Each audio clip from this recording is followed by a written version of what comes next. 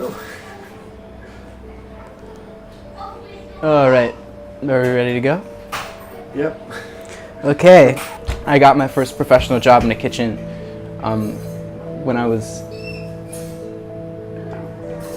18 years old. When I was 18 years old, I dropped out of college and I was living with a girl who I broke up with, or she broke up with me, and I wasn't in school and I didn't have anywhere to go and I didn't have any food and I didn't have any money and I didn't have any skills or beliefs or talent. So, you know, everybody needs food and there's a lot of jobs in hospitality, so I got a job in a kitchen. So I got it into my head that I'd be really great at that because one person told me so. So I got a pastry job and I worked for an amazing guy who taught me a lot of things, not just about pastry and learning how to cook, but about being a professional and being disciplined and being organized.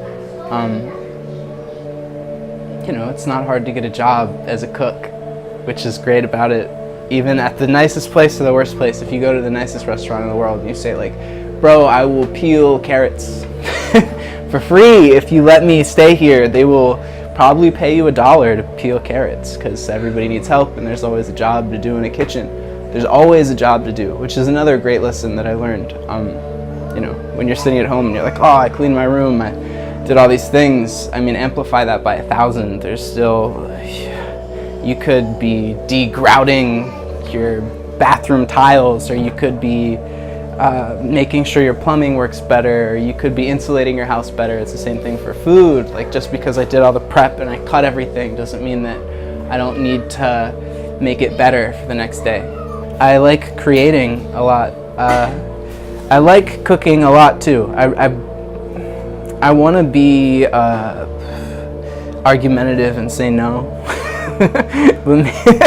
I'm just that way and kind of tired, but no, it's the best. I don't think it's not the best, but it's really good. If you don't like cooking, you probably don't have a soul. I mean, it smells good and it looks good and it's interactive and it feels good and engages all of your senses. There's an emotional component to it. There's a nostalgic component to it. You can cook food like your mom used to make for you. You can make other people happy with cooking food. You can you can challenge yourself, or you can have an easy time and make a sandwich or a glass of water like we talked about earlier.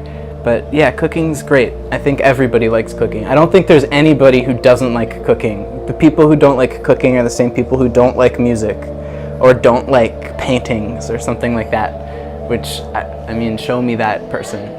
In the world today, like, you can go to Tesco and you can buy a sandwich, or you can go to wherever and buy food. The only reason for you to cook something is for the sake of enjoyment. I mean, and it's come to a point where there's a lot of arguments for, and a lot of squabbling right now in like food dynamics, because as the world's changing and as agriculture's changing and service provision is changing, like, you know, with delivery becoming more popular, meal kit services or something like that, the argument for it's cheaper to cook for yourself versus go out is I mean, it's kind of relative, because it depends on the kind of food you're getting when you go out, and it depends on the kind of food that you would cook for yourself.